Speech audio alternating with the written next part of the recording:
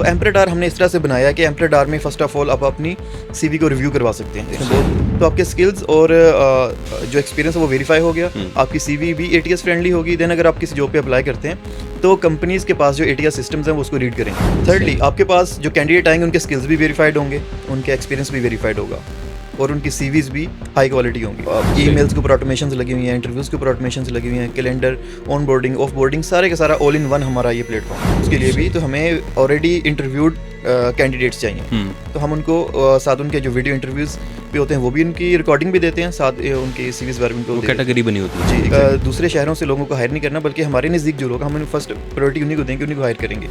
Sometime internationally ही इंशाल्लाह launch करने जा रहे हैं। फर्स्ट ऑफ ऑल हमने अपने कंट्री को बेनिफिट दिया है, हमने इसको ये pro Pakistani made in Pakistan product है, तो हम इसको पाकिस्तान में ही फर्स्ट ऑफ ऑल हमने इसको लॉन्च किया और हम बहुत अच्छा अल्हम्दुलिल्लाह हमें अभी तक रिस्पॉन्स आया। आपने सारा एक स्ट्रक्चर बताया और बड़ा वेल प्लान्ड है। इस पे मैं तो समझता हूँ कि कोई बड़ी बड़ी कंपनीज एलिगेशन भी लगाना चाहे वो नहीं लगा पाएंगे, बिल्कुल ऐसे। लेकिन ऐसे लोग जो कि पढ़े लिखे नहीं हैं, जैसे ऑफिस बॉयज़ हैं और माली हैं, इलेक्ट्रीशियंस हैं, उनको बड़ा प्रॉब्लम होता है कि एक्चुअली उनकी ज़रूरत भी होती है कंपनीज़ को ना कि हमें ऑफिस बॉय चाहिए। सही, ठीक है, लेकिन ऑफिस बॉय हो सकता है बहुत सारे जॉब ढूंढ रहे हैं, लेकिन एक्चुअली कोई ऐसा प्लेटफॉर्म नहीं जो कि उनको कनेक्ट कर सके। लग बड़ी हुई है, आपने क्या करना है, बल्क में सिलेक्ट करके उनको अपलोड कर देना हमारे सिस्टम के अंदर। सही, हमारे सिस्टम साथ इसका मैच स्कोर निकाल देगा, आपका वहीं भी टाइम सेव हो गया। और उसके बाद अगला जो प्रोसेस है कि एआई आपको हेल्प आउट करेगा कि इनमें से किन कैंडिडेट्स को हायर करना और किन को नहीं करना।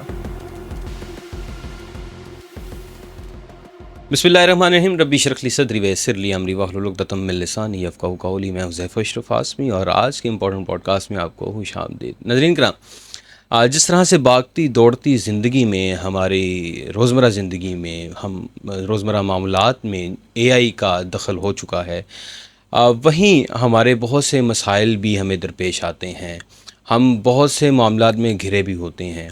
और आज के दौर में सबसे बड़ा मसला बेरोज़गारी का भी है और लोगों के पास हुनर भी है और सलाहियतें भी हैं, लेकिन उसके बावजूद भी उनको रोज़गार मुयस्सर नहीं आ पाता। उसकी सबसे बड़ी वजह आज के हमारे जो गेस्ट हैं वो भी बताएंगे और हम उससे अख़ज़ भी करने की कोशिश करेंगे। आज एआई की दुनिया में अपना अलग मुकाम रखने वाली शख्सियत हमारे साथ मौजूद हैं। कंप्यूटर साइंस में इस फील्ड में इन्होंने अपना लोहा मनवाया और साथ ही साथ एआई पावर्ड, एआई बेस्ड खूबसूरत प्रोजेक्ट एक लॉन्च किया, एम्प्रेडार। और इसके साथ साथ डेफी लैब्स के भी ये सीईओ हैं, फाउंडर हैं एम्प्रेडार के। और ये प्रोजेक्ट क्या है, ये किस तरह से काम करता है, इसका मकसद क्या है, वो इन्हीं से जानेंगे, इन्हीं की ज़ुबानी। मेरी मुराद मोहम्मद वकास साहब, अस्सलाम वालेकुम। वालेकुम सलाम हुज़ैफ़ा, बहुत शुक्रिया। आप कैसे हैं? ठीक हैं, अल्हम्दुलिल्लाह। और बहुत शुक्रिया आपने इनवाइट किया। और सेकेंडली ये जो प्रोजेक्ट है एम्प्रेडार, बेसिकली इस प्रोजेक्ट का पर्पस था कि कंपनीज़ के दरमियान और एम्प्लॉयज़ के दरमियान गैप को कम किया जाए। बिल्कुल ठीक है। फर्स्ट ऑफ ऑल जो हायरिंग का प्रॉब्लम है एक्चुअली, उसमें सबसे जो मेन रीज़न है वो ये है कि लोगों के पास थियोरेटिकल कंसेप्ट तो हैं। जी हाँ जी। बच्चों के पास जो अभी फ्रेश ग्रेजुएट्स हैं उनके पास थियोरेटिकल कंसेप्ट तो हैं, लेकिन प्रैक्टिकल चीज़ों का उनको नॉलेज नहीं है। बिल्कुल सही है। तो एक्चुअली दूसरी साइड पे अगर कंपनीज़ की बात की जाए तो कंपनीज़ के पास एक जॉब के against thousands of applications receive होती हैं। बिल्कुल ठीक। बट कोई ऐसा ऑटोमेटेड सिस्टम नहीं है जो कि उन थाउजेंड्स ऑफ एप्लीकेशंस में से सही कैंडिडेट को फाइंड आउट कर सके।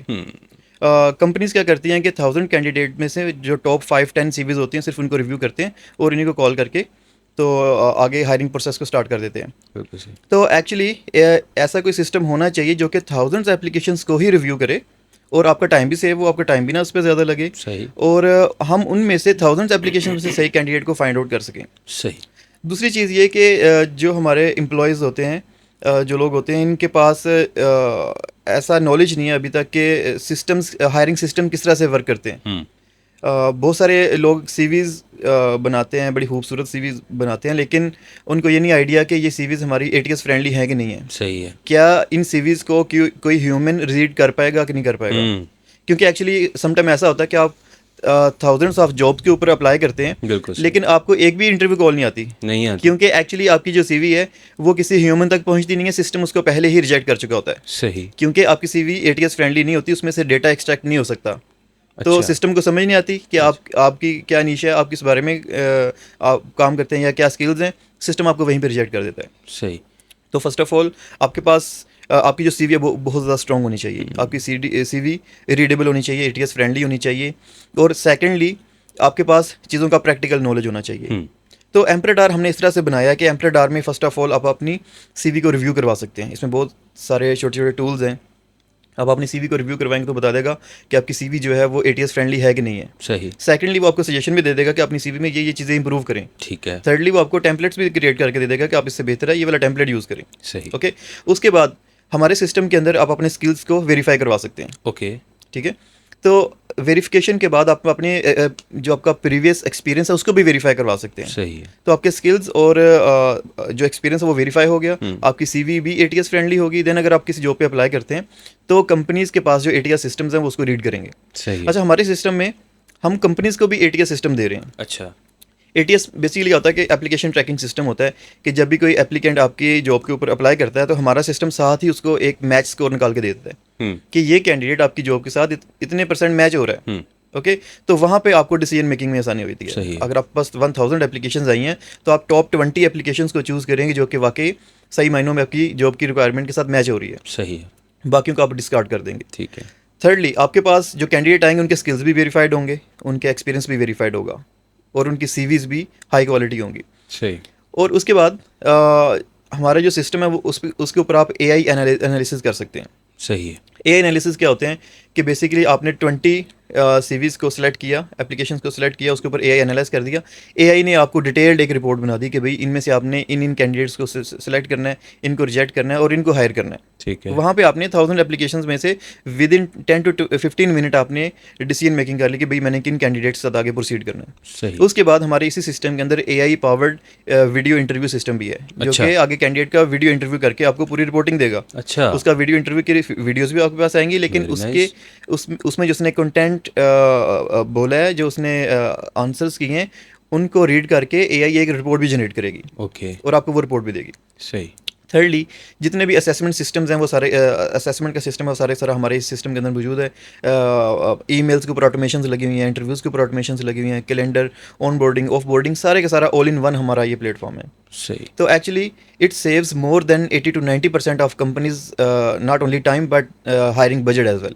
बिल्कुल सही। तो ये हमारा सिस्टम इस तरह से वर्कआउट कर रहा है। इसके अलावा ऐसा नहीं है कि हमारा सिस्टम सिर्फ कंपनीज को बेनिफिट कर रहा है, बल्कि हमारा इसमें प्रोग्राम ट्रेनिंग प्रोग्राम्स का एक मॉड्यूल है जहाँ पे हम इंडस्ट्री के डिफरेंट एक्सपर्ट्स को हायर करते हैं और स्टूडेंट्स को फ्री ऑफ कॉस्ट ट्रेनिंग दे रहे होते हैं। अच्छा। पर्पज़ क्या होता है कि हमारे सिस्टम में 2 लेवल्स वेरिफिकेशन है। ठीक है। लेवल 1 वेरिफिकेशन क्या होती है कि आप अपने जो भी आपका स्किल है उसका एक क्विज परफॉर्म करें और आप अपने लेवल 1 स्किल को वेरिफिकेशन कर लें। ठीक है। लेवल 2 वेरिफिकेशन क्या होती है कि एक्चुअली उसी इंडस्ट्री का एक एक्सपर्ट होगा जिसको आपने इंटरव्यू देना होगा। बिल्कुल सही। ठीक है। तो उसकी एक माइनर सी फी होगी। आपने जब वो इंटरव्यू दिया उस बंदे को तो आपका सारी इंटरव्यू की वीडियो रिकॉर्ड होगी, सारा इंटरव्यू रिकॉर्ड हो गया। ठीक है। और उसने रेटिंग और रिव्यूज़ भी दे दिया। सही है। अब एक्चुअली कुछ कंपनीज होती हैं जो कि कहती हैं कि हमारे पास टाइम नहीं है इंटरव्यूज़ के लिए भी, तो हमें ऑलरेडी इंटरव्यूड कैंडिडेट्स चाहिए। तो हम उनको साथ उनके जो वीडियो इंटरव्यूज़ भी होते हैं वो भी उनकी रिकॉर्डिंग भी देते हैं, साथ उनकी सीवीज़ बारे में उनको कैटेगरी बनी होती है। जी एग्जैक्टली। सही। तो इस तरह कंपनीज का बहुत ज़्यादा टाइम सेव होता है। बिल्कुल ठीक। तो इस तरह से हमारा सिस्टम वर्क कर रहा है। इसके अलावा इसमें और बहुत सारी चीज़ें हैं जैसे अगर आप चाहते हैं कि आपको वॉकिंग डिस्टेंस पे जॉब मिल जाए। अच्छा, ऐसा भी कुछ है? हाँ, आप कहते हैं कि आपको विद इन 1 किलोमीटर या हाफ किलोमीटर 500 मीटर के अंदर आपको जॉब चाहिए, तो हमारा सिस्टम आपको उसी एरिया में जॉब ढूंढ के देगा। इसी तरह कंपनीज कहती हैं कि हमने दूसरे शहरों से लोगों को हायर नहीं करना, बल्कि हमारे नज़दीक जो लोग हम फर्स्ट प्रायोरिटी उन्हीं को देंगे, उन्हीं को हायर करेंगे। ठीक है। समटाइम ऐसा होता है कि आप कोई पोजीशन ओपन करते हैं और आपके साथ ही कोई ऐसा कैंडिडेट होता है जो किसी पोजीशन पे अप्लाई करना चाह रहा होता है, लेकिन एक्चुअली कोई ऐसा सिस्टम नहीं है जो कि दोनों को कनेक्ट कर सके। सही है। तो हमारा सिस्टम वो गैप भी फील करता है। सही। और इसके अलावा हमने ये जो प्रोडक्ट है इसको इंटरनेशनल स्टैंडर्ड्स के अकॉर्डिंग बनाया। हमारी जो उसमें केस स्टडी थी वो EU मार्केट में है और हम इसको इंटरनेशनल ही इंशाल्लाह लॉन्च करने जा रहे हैं। फर्स्ट ऑफ ऑल हमने अपने कंट्री को बेनिफिट दिया है। हमने इसको ये pro Pakistani made in Pakistan product है। ठीक है। तो हम इसको पाकिस्तान में ही फर्स्ट ऑफ ऑल हमने इसको लॉन्च किया और हम बहुत अच्छा अल्हम्दुलिल्लाह हमें अभी तक रिस्पॉन्स आया। ठीक है। और सेकेंडली हम इसको फिर इंटरनेशनल मार्केट में भी लेके जा रहे हैं। नहीं तो आपका कोई प्लान है कि उसको शार्क टैंक में भी लेके जाएं? शार्क टैंक का भी प्लान है इंशाल्लाह। अभी तो नेक्स्ट मंथ हमारा जाइटेक्स बर्लिन आ रहा है। ठीक है। वहाँ पे हम इसको लेके जा रहे हैं। सही। जर्मनी में जेटेक्स इवेंट हो रहा है 2026, उसमें इंशाल्लाह इसको रिप्रेजेंट करने जा रहे हैं। अच्छा, आपने रिप्रेजेंट की बात की है, तो ये बताइएगा इसमें गवर्नमेंट आपको क्या सहूलत मैसर कर रही है? इसमें गवर्नमेंट हमें ये सहूलत दे रही है कि एक्चुअली पाकिस्तान टेक फॉर्म के बिहाफ पे डेलीगेशन जा रहा है, ठीक है। और उसमें पीएससी भी हमें सपोर्ट कर रहे हैं। उन्होंने हमें वीज़ा फैसिलिटी लेटर और बहुत सारी चीज़ों में सपोर्ट किया है। सही। तो हम इंशाल्लाह इसको पाकिस्तान लेवल पे रिप्रेजेंट करने जा रहे हैं। वेरी, ये बहुत बड़ा काम है और पाकिस्तान का नाम बिलाशुबा बहुत बुलंद होगा। ये बताइएगा, आपने सारा एक स्ट्रक्चर बताया और बड़ा वेल प्लान्ड है। इस पे मैं तो समझता हूँ कि कोई बड़ी बड़ी कंपनीज एलिगेशन भी लगाना चाहे वो नहीं लगा पाएंगी, क्योंकि हर चीज़ की सहूलत को मद्देनज़र रखते हुए प्रोजेक्ट बनाया गया। ये बताइएगा कि हमेशा से ये देखा जाता है कि कोई भी प्रोजेक्ट बनता है वो हमेशा टारगेट किया जाता है बड़ी कंपनीज़ को। ये बड़ी कंपनीज़ को हम फैसिलिटेट करेंगे, ये हमें ज़्यादा बेनिफिट दे सकते हैं। तो आया ऐसा भी कुछ है कि छोटी कंपनीज भी या जो छोटे स्टार्टअप्स हैं ये उनके लिए भी फ़ायदेमंद होगा?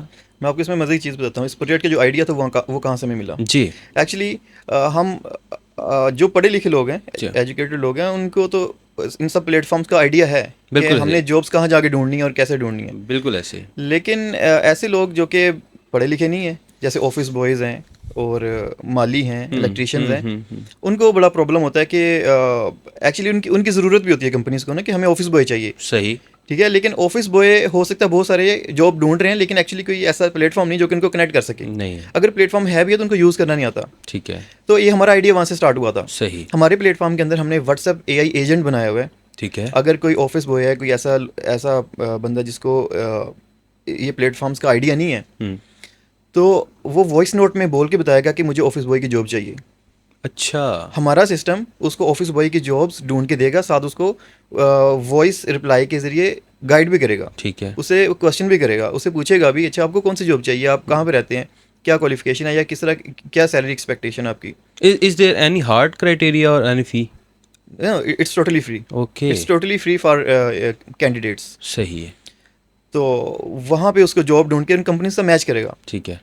तो हम एक्चुअली कंपनीज़ को चार्ज करते हैं। जो छोटी कंपनीज़ हैं जिनकी इतनी बड़ी टीम नहीं है, वो भी फ्री ऑफ कॉस्ट है। बट जो बड़ी कंपनीज़ हैं जिनकी हायरिंग रेगुलर चलती रहती है, उनको हम चार्ज करते हैं। सही। इस प्रोजेक्ट के बाद ये जो बड़ी कंपनीज हैं, बेसिकली हम इनको भी टारगेट करेंगे। जी। आपके प्रोजेक्ट को देखते हुए उनको खुद के लिए क्या फ़र्क महसूस नज़र आया? एक्चुअली कंपनीज़ का जो सबसे बड़ा प्रॉब्लम है, अगर हम एग्जिस्टिंग प्रॉब्लम्स की बात करें, तो कंपनीज़ एक जॉब पोस्ट करती हैं, उस जॉब के ऊपर आपको सीवीज़ रिसीव होती हैं। समटाइम सीवीज़ आपको व्हाट्सएप पे आ रही होती हैं, समटाइम आपको कैरियर ईमेल्स पे आ रही होती हैं, आपको लिंक्डइन पे आ रही होती हैं, और तरह तरह के चैनल्स आपको सीवीज़ रिसीव होती हैं। उन सीवीज़ को किसी एक जगह पे लेके आना काफ़ी मुश्किल काम होता है, और एक एक सीवी को रिव्यू करना। सही। अब एचआर टीम आपकी एक एक सीवी को रिव्यू तो कर लेंगी, लेकिन एक्चुअली जो टेक्निकल चीज़ें होती हैं उनके लिए उनको किसी ना किसी टेक्निकल रिसोर्स की भी ज़रूरत पड़ेगी। एग्जैक्टली। और एक एक बंदे का इंटरव्यू करना पड़ेगा तब जाके, और it will take around sometime it takes like 1 month or 2 months to finalise a single candidate out of 1000 candidates. Okay. तो हमारा सिस्टम एक्चुअली क्या करता है कि फर्स्ट ऑफ ऑल सारी सीवीज आपकी एक ही प्लेटफॉर्म के ऊपर आती है। आ गई। अगर आपके पास सीवीज अलग अलग पड़ी हुई हैं, आपने क्या करना है, बल्क में सिलेक्ट करके उनको अपलोड कर देना हमारे सिस्टम के अंदर। सही है। हमारा सिस्टम साथ इसका मैच स्कोर निकाल देगा, आपका वहीं पे टाइम सेव हो गया। और उसके बाद अगला जो प्रोसेस है कि एआई आपको हेल्प आउट करेगा कि इनमें से किन कैंडिडेट्स को हायर करना और किन को नहीं करना। हमारा सिस्टम यहाँ तक आपको गाइड करता है कि अगर आपने 5 कैंडिडेट्स को फाइनल किया है और वहाँ पे अपनी डिसीजन मेकिंग करनी है कि मैंने इनमें से किसी एक को अब हायर करना है, इनका इंटरव्यू हो चुका है, सारा कुछ हो चुका है, ठीक है। हमारा सिस्टम वहाँ पे भी आपको गाइड करेगा कि इसमें से इस बंदे को हायर कर लें आप। सही है। तो यहाँ तक आपको गाइड करता है। अच्छा, कंपटीशन का दौर है, मुख्तलिफ कंपनीज भी जो है वो आपको देख भी रही होंगी, ये काम आया प्रोजेक्ट है और लोग शरारतें भी करते हैं। तो ये बताइएगा कि कुछ कंपनीज जो हैं अगर फेक इंटरव्यूज़ कंडक्ट करके या फेक सीवीज़ आपको भेजती हैं, बग्स क्रिएट करने की कोशिश करती हैं, तो उसके लिए आपने पहले से कुछ सोच के रखा है? एक्चुअली हमारे सिस्टम के अंदर अगर आप फेक सीवी अपलोड करते हैं तो हमारा फर्स्ट ऑफ ऑल आपको अपने स्किल्स वेरीफाई करने पड़ेंगे। अगर आप फेक स्किल ऐड भी कर देते हैं तो वो वेरीफाइड नहीं है, तो हमारा सिस्टम वैसे आपको रिजेक्ट कर देगा। ठीक है। अगर आपने अपना एक्सपीरियंस ऐड कर दिया, जैसे लिंक्डइन में ऐड करते हैं, सही। तो हमारा सिस्टम आपको वैसे रिकमेंड नहीं करेगा कंपनीज को। सही। तो जिनके स्किल्स भी वेरीफाइड होंगे, जिनके एक्सपीरियंसेस भी वेरीफाइड होंगे, हमारा सिस्टम उनको रिकमेंड करेगा। सेकेंडली, हमारा सिस्टम यहाँ तक आपको बताएगा कि इसका रिटेंशन रेट क्या होगा इस कैंडिडेट का। ठीक है। एक कैंडिडेट है जो कि किसी ने एक जगह 1 माह जॉब की, दूसरी जगह उसने 2 माह जॉब की, इस तरह से वो जंपिंग करता गया ना कंपनीज के अंदर। सही। तो हमारा सिस्टम एक्चुअली उसको भी डिटेक्ट कर लेगा कि ये रिकमेंडेड नहीं है, इवन कि ये अच्छा कैंडिडेट है, बट ये फिर भी रिकमेंडेड नहीं है क्योंकि ये आपके पास भी ज़्यादा देर नहीं ठहरेगा। सही है। हमारा सिस्टम यहाँ तक फीडबैक देता है। इसके अलावा हमारा सिस्टम डिफरेंट तरह की चीज़ों को एनालाइज करता है कि इन्होंने जिस जॉब के ऊपर अप्लाई किया और जो स्किल्स मेंशन किए हैं, क्या ये फेक तो नहीं है, क्या इनके एप्स में कोई रेलिवेंस बनती है कि नहीं बनती। तो उन सब चीज़ों को एनालाइज करके आपको एक डिटेल्ड रिपोर्टिंग देता है। बिल्कुल सही। अगर मैं आपसे सिंपल ये पूछूं कि लोग आपके इस प्रोजेक्ट पे एतमाद क्यों करें, तो आपका सिंपल वर्ड्स में क्या जवाब होगा? हमारे इस पे सिस्टम पे लोग इसलिए एतमाद करें क्योंकि फ़र्स्ट ऑफ ऑल ये फ्री ऑफ कॉस्ट है ठीक है। कैंडिडेट्स के लिए, जिनको जॉब्स है इनके लिए फ्री ऑफ कॉस्ट सही है। है। सेकेंडली हमारा सिस्टम एक्चुअली इस तरह से वर्क करता है कि आपको स्ट्रगल नहीं करनी पड़ेगी जॉब ढूंढने के लिए। आपने प्रोफाइल क्रिएट करके अपनी जॉब प्रेफरेंसेस सेट कर देनी है कि भाई मुझे इस सैलरी रेंज में जॉब चाहिए, मुझे इस एरिया में जॉब चाहिए और इस फील्ड में जॉब चाहिए। हमारा सिस्टम आपके बिहाफ पे खुद जॉब सर्च करेगा और आपको रिकमेंड करेगा। ठीक है। ठीक है, तो यहाँ पे आपकी जॉब सर्च आसान होगी, आपका टाइम सेव हो गया। हो गया। सेकेंडली कंपनीज ने बहुत बड़ी बड़ी HR टीम्स रखी होती हैं ठीक है। जिनको वो काफ़ी हाई सैलरीज पे कर रही होती हैं। एग्जैक्टली। तो वहाँ पे कंपनीज की कॉस्ट सेव होगी। तो इसलिए हमारा सिस्टम, और सिर्फ हमारा सिस्टम ATS नहीं है, हमारा सिस्टम AI एम्पावर्ड ATS है। ओके। आपको मल्टीपल टूल्स यूज़ करने की जरूरत नहीं, आपको सिर्फ एक टूल चाहिए अपना कंप्लीट हायरिंग सिस्टम मैनेज करने के लिए। तो इसलिए ये काफ़ी ज़्यादा बेनिफिशियल है। सही। अगर कोई इन्वेस्टर आपके इस प्रोजेक्ट को देख रहा है, हमारी ये वीडियो को देख रहा है, और वो आपसे रब्ता करता है कि ये प्रोजेक्ट आप हमें सेल कर दें, तो आपका ऐसा भी कोई इरादा है? एक्चुअली प्रोजेक्ट तो सेल नहीं करेंगे हम लोग, लेकिन हाँ हम उसको इक्विटी पार्टनर बनाना चाहेंगे। बिल्कुल सही है। तो इस हवाले से आपके पार्टनर्स हैं अभी इस वक्त? अभी हम तो 2 ही पार्टनर हैं। ठीक और है। हमारे साथ एक USA का पार्टनर है, बट अभी लोकल ऐसा कोई पार्टनर नहीं है, हम सही। इक्विटी पार्टनर पे। तो हम इसी को आगे बढ़ाते हैं। ये बताइएगा आप अपने इस प्रोजेक्ट को अगले 5 साल में, क्योंकि हम ज़रा थोड़े से मोटिवेशनल भी हैं, तो हम देखते हैं गोल सेट किए होते हैं, और देखने वाले जो हैं नौजवान हैं, और वो देखते हैं कि नौजवान एंटरप्रेन्योर्स जो हैं वो किस तरह से अपने आप को सेट करते हैं। तो अगले 5 साल में अपने इस प्रोजेक्ट को, आप जो दूसरा डेफी लैब्स है उसको भी, और अपने जितने अगले प्रोजेक्ट्स हैं उसको कैसे देखते हैं और कहाँ देखते हैं? एक्चुअली अगले 5 साल में मार्केट के डायनामिक्स बहुत ज़्यादा चेंज हो रहे हैं। ठीक है। AI हर चीज़ को ओवरकम कर रही है और लोग जॉबलेस हो रहे हैं। जॉबलेस होने के पीछे सिर्फ एक ही रीज़न है कि लोग अपने आप को इम्प्रूव नहीं कर रहे। आप अपने आप को AI की जो रिक्वायरमेंट्स हैं, जो टेक्नोलॉजी की रिक्वायरमेंट्स हैं, सर। उसके अकॉर्डिंग नहीं सीख रहे चीज़ें और नहीं उसको कर पा रहे, ठीक इसलिए है। लोग जॉबलेस होते जा रहे हैं। मुझे लगता है आने वाला दौर जो है वो प्रोडक्ट्स का दौर है। ठीक है। जॉब्स अल्टीमेटली ख़त्म हो जाएंगी आस्ता आस्ता। ठीक है।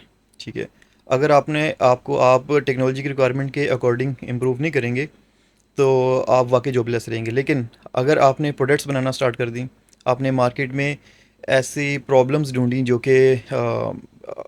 कि वाकई जिसकी ज़रूरत है, मार्केट गैप्स मौजूद हैं, तो तब आप जॉबलेस नहीं रहेंगे बल्कि आप बहुत ज़्यादा अर्न करेंगे। तो हमारी ये प्रोडक्ट जो है अभी हमने इसको सिर्फ एग्जिस्टिंग जो टेक्नोलॉजी की रिक्वायरमेंट है उसके अकॉर्डिंग नहीं बनाया, हमने इसमें फ्यूचरिस्टिक इसको हमने डिज़ाइन किया। और इसमें बहुत सारी चीज़ें जो कि अभी हमारी अल्हम्दुलिल्लाह इसमें बन रही हैं, और ऐसी चीज़ें मार्केट में एग्जिस्ट करती भी नहीं है जो कि लोगों के लिए आसानियाँ पैदा करेंगी। सही। हम लोगों को सिर्फ जॉब्स नहीं दे रहे बल्कि लोगों को एम्पावर भी कर रहे हैं, लोगों को टेक्निकली लोगों को चीज़ें सिखा भी रहे हैं। सही। और ऐसे लोग सिखा रहे हैं जो कि एक्चुअली मार्केट में काम कर रहे हैं, सही। कि पहले लोगों को सिखाएं, लोगों को अवेयरनेस दें और तब उनको जॉब ढूंढ के दें।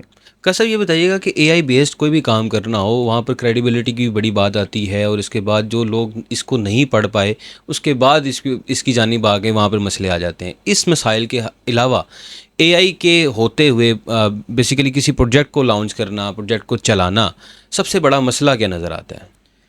AI के होते हुए सबसे बड़ा जो मसला है वो ये है कि एक्चुअली चीज़ें बनाना बहुत ज़्यादा आसान हो गया। अभी वो टाइम नहीं रहा कि आप सॉफ्टवेयर बनाने के लिए किसी कंपनी को हायर करें। एक्चुअली लोग खुद ही सॉफ्टवेयर बना सकते हैं अगर आपको थोड़ा बहुत टेक्नोलॉजी का आइडिया है तो एक्चुअली अभी अगर आप कोई आइडिया लॉन्च करते हैं तो आपके कंपटीटर्स बहुत ज़्यादा सेम चीज़ लॉन्च कर लेते हैं विद इन फ्यू डेज़ या फ्यू वीक्स। ठीक है। ठीक है। तो वहाँ पे नई से नई चीज़ें, नए से नए मॉड्यूल्स ऐड करना और कंपटीशन में आना काफ़ी एक टफ़ चीज़ है। तो ये एक चैलेंज है मार्केट में। सही। हमें बहुत से नौजवान देख रहे हैं, नौजवानों का दिल ये चाहता है कि हम नौकरी ना करें, हम बिज़नेस कर लें।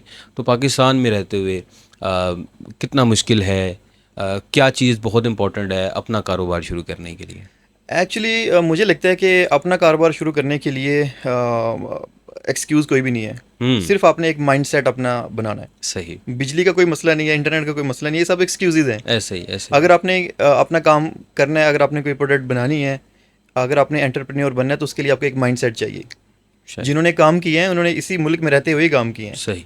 तो एक्चुअली हमें जो हमारे नौजवान हैं, जो स्टूडेंट्स हैं, उनको इस तरह से गाइड करना होगा कि भाई नौकरी के लिए ना पढ़ो, आपने नौकरी नहीं करनी, आपने मार्केट में कोई ऐसा आइडिया ढूंढना है जिसकी ज़रूरत है और उसको बनाना है और मार्केट में लॉन्च करना है, यूनिक भी हो। यूनिक भी हो। सही। ऐसा क्यों होता है कि हमारे मुल्क में लोग नौकरियां ही ढूंढ रहे होते हैं, और बाहर के मुल्कों में जब एक बच्चा यूनिवर्सिटी से ग्रेजुएट होता है तो वो एक्चुअली एक नया आइडिया लेके आता है मार्केट के अंदर। हाँ। उनकी ये सोच होती नहीं है कि हमने कहीं नौकरी करनी है, ये सोच हमारे यहाँ पैदा की गई है। एजुकेशन सिस्टम का मसला है यहाँ पर भी कोई? एजुकेशन सिस्टम का भी किसी हद तक मसला है, सबका नहीं है, बहुत अच्छी यूनिवर्सिटीज़ भी हैं। लेकिन साथ साथ मुझे लगता है कि जो सबसे बड़ा गैप है वो ये है कि मेंटोरशिप नहीं है। ओके। स्टूडेंट्स को आउटडेटेड नॉलेज सिखाया जा रहा है, जबकि मार्केट किसी और डायरेक्शन में जा रही है। सही है। अगर आज हम 5-10 साल पुराना सिलेबस पढ़ाएंगे बच्चों को, तो वो जब मार्केट में आएंगे उस चीज़ को लेके, तो उनको कोई फ़ायदा नहीं होगा, उनको चीज़ें दोबारा ज़ीरो से सीखनी पड़ेंगी। सही। तो मुझे लगता है कि अगर हम ये चाहते हैं कि हमारे नौजवान प्रोडक्ट्स बनाएं और आइडियाज़ पे काम करें बजाय जॉब्स का माइंडसेट लेके आएँ, मुझे लगता है उसका बेस्ट वे ये है कि जब स्टूडेंट्स फाइनल ईयर प्रोजेक्ट बना रहे होते हैं, ठीक है। तो उस टाइम मार्केट के जो एक्सपर्ट हैं, जो एक्चुअली मार्केट में काम कर चुके हैं, उनको पता है मार्केट में क्या डिमांड है, क्या ट्रेंड चल रहा है, उनको हम एज अ मेंटोर उनको उन बच्चों को दें, वो उनके प्रोजेक्ट्स को रिव्यू करें, उनको इवेल्युएट करें और उनको गाइड करें। तो एक्चुअली जो फाइनली प्रोजेक्ट्स होते हैं या थीसिस होते हैं, वो सिर्फ एक फॉर्मेलिटी नहीं होनी चाहिए, सही। वो एक्चुअली किसी प्रॉब्लम का एक्चुअल में सोल्यूशन होना चाहिए और वो मार्केट में लॉन्च होना चाहिए। सही। हमें इस माइंडसेट के साथ काम करना पड़ेगा, इंडस्ट्रीज़ को और यूनिवर्सिटीज़ को मिलके। यूनिवर्सिटीज़ को अपने आप को फ्लेक्सिबल करना पड़ेगा कि वो इंडस्ट्री के जो एक्सपर्ट्स हैं उनको अपने साथ कोलैबोरेशन में आने दें। अभी यूनिवर्सिटीज़ भी इस चीज़ को अवॉइड करती हैं कि वो अच्छा।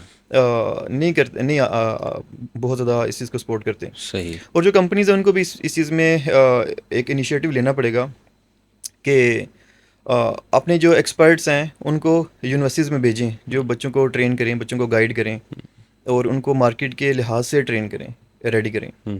तो इस चीज़ पे वर्क करना पड़ेगा, फिर जाके हम इंशाल्लाह इस पे। अच्छा, ऐसे कामयाब प्रोजेक्ट्स होते हैं या बड़े प्रोजेक्ट्स होते हैं, उसको लॉन्च करने के बाद बहुत से जो लोग हैं, वो बिजनेसमैन हैं, एंटरप्रेन्योर्स हैं, वो मूव कर जाते हैं बाहर। आपने ऐसा कभी सोचा है? इसके पीछे मुझे लगता है कि जो रीज़न है वो ये है कि शायद जो बाहर के मुल्कों में इन्वायरमेंट मिलता, आपको सपोर्ट मिलती है इन प्रोजेक्ट्स में, वो शायद यहाँ पे नहीं मिलती। ठीक है। बल्कि मैं यूँ कहना चाहूँगा कि पाकिस्तान में बहुत सारे अदारे हैं जो सपोर्ट करते हैं, जो कि इंक्यूबेशन सेंटर्स हैं, वो आपके आइडियाज़ को सपोर्ट करते हैं, लेकिन एक्चुअली वो मुझे लगता है कि वहाँ पे गैप है कि हर बंदा वहाँ तक उसकी एक्सेस नहीं है। तो इसलिए शायद और यहाँ पे लोगों का जो बजट है, जो इन्वेस्टमेंट है, वो भी लिमिटेड है। तो बाहर से अगर आपको बहुत अच्छी इन्वेस्टमेंट मिलती है तो इसलिए आइडियाज़ बाहर मूव हो जाते हैं। यानी वहाँ वसाइल ज़राए थोड़ा वसी पे माने पर है। इख्तिताम करते हैं, ये बताइएगा, जब ये इस प्रोजेक्ट को लॉन्च कर रहे थे या आप अपनी इस फील्ड में रहते हुए इस प्रोजेक्ट के बारे में सोच रहे थे, कभी ऐसा ख्याल आया कि ये कामयाब ना हो पाया तो क्या करूँगा या नहीं होगा, या क्या ऐसी कोई मोटिवेशन भी साथ लेकर चले? एक्चुअली होता ही है कि जब आपने किसी आइडिया पे काम करना होता है तो सबसे पहले आप अपनी तसल्ली करें कि जिस चीज़ को मैं स्टार्ट करने लगा हूँ ये चलेगी कि नहीं चलेगी। ठीक है, और इसके कंपटीटर कौन से हैं, आप केस स्टडी करें। ठीक है, और सिर्फ पाकिस्तान को केस स्टडी ना करें, बल्कि इंटरनेशनल मार्केट में देखें कि कौन से कंपटीटर्स हैं, वो क्या फीचर्स दे रहे हैं और आप इसमें क्या क्या नई चीज़ लेके आ रहे हैं। अगर आपने भी सिंपल एक जॉब पोर्टल लॉन्च कर दिया या एक simple ATS recruitment platform launch कर दिया तो उसका फ़ायदा कोई नहीं है। जब तक आप उसमें एक कोई नई इनोवेशन नहीं लेके आएंगे तब तक उसको लॉन्च करने का फ़ायदा नहीं है। हाँ, अगर आपने यहाँ तक अपनी तसल्ली कर ली तो फिर उस पर अल्लाह का नाम लेके आप बनाना शुरू कर दें और फिर भूल जाएं कि इसमें कोई आगे कामयाब होगा नहीं होगा। ठीक है, आपने अपना 100% देना है और उसके बाद फिर अल्लाह ताला से दुआ ही है कि अल्लाह ताला उसको कामयाब करे, तो चीज़ें चल जाती हैं। अगर आप देखें, कंसिस्टेंसी होनी चाहिए चीज़ के अंदर ना। अगर आप अगर आप एक चीज़ बनाना शुरू करते हैं, बीच में जाके कोई आपको डिमोटिवेट कर देता है, उसको छोड़ देते हैं, तो उसका कोई फ़ायदा नहीं है, फिर आप कामयाब नहीं हो सकते। कोई भी नीश पकड़ लें, कोई भी एक फील्ड पकड़ लें, कोई भी एक प्रोडक्ट पकड़ लें, इवन कि अगर आपके पास कोई नया आइडिया नहीं है, आप किसी एग्जिस्टिंग आइडिया को ले लें और उसी को बनाना शुरू कर दें, लेकिन उसमें कंसिस्टेंसी चाहिए। अगर वो है तो आपका आइडिया चल जाएगा। सही है। तो ये मेरा इसके बारे में रिव्यू है। बिल्कुल सही। लास्ट में आप ये बताइए कि जो देखने वाले हैं उनको कोई ऐसा पैगाम दीजिए जो अपना बिज़नेस स्टार्ट करना चाहते हैं और एआई की दुनिया में अपना नाम बनाना चाहते हैं, वो क्या करें? मेरा ये पैगाम है वो स्पेशली यूथ के लिए, स्टूडेंट्स के लिए, कि आप वेट ना करें कि आपके 4 साल मुकम्मल होंगे डिग्री के तो फिर ही आप चीज़ें सीखना स्टार्ट कर देंगे और फिर ही आप आइडियाज़ पे काम करेंगे। दिस इज़ द टाइम कि जब आपको डिग्री का वेट नहीं करना चाहिए, बल्कि अगर आप मैट्रिक में भी हैं तो आपको एआई के टूल्स को सीख लेना चाहिए। ठीक है, अभी सीखना इतना मुश्किल नहीं है। और सीख के मार्केट में ऐसे लोगों को मेंटोर चूज़ करना चाहिए जो कि सही डायरेक्शन में आपको बता सके चीज़ें, कि भाई किस तरह से प्रोडक्ट्स को लॉन्च करना है और किस तरह से इन आइडियाज़ पे काम करना है और सही डायरेक्शन क्या है। बिल्कुल सही। उसके बाद आप जब यूनिवर्सिटी से निकलेंगे तो उसके बाद जाके आप अपनी प्रोडक्ट्स पे काम करेंगे। जॉब्स का माइंडसेट लेके प्लीज़ मार्केट में ना आएँ, जॉब्स अभी ख़त्म होती जा रही हैं। ह्यूमन डिपेंडेंसी रहेगी लेकिन बहुत हद तक कम हो जाएगी। तो मुझे लगता है कि आने वाला दौर सिर्फ और सिर्फ प्रोडक्ट्स का है। बहुत ज़्यादा प्रोडक्ट्स बनेंगी और वही प्रोडक्ट्स जो हैं वो ह्यूमन्स की जगह काम करेंगी। इवन कि मुझे ये लगता है कि घर की सफाई और इलेक्ट्रिशियन का काम ये भी आसा रिपोर्ट्स आ जाएंगे, वो भी करना शुरू कर देंगे। इस हद तक शुरू हो भी चुका। हाँ, एक्चुअली शुरू हो भी चुका है। तो इस हद तक जो है वो एआई मार्केट में आ जाएगी। तो मेरे ख्याल से आप लोग सोल्यूशंस पे काम करें, प्रोडक्ट्स पे काम करें और जॉब वाला जो माइंडसेट है उसको प्लीज़ उसको ख़त्म करें, निकालना होगा। वहीं से देख लेना उभरेंगे आफ्ताबिशों की इजाज़त हो नहीं सकती जहाँ जुगनू चमकने की।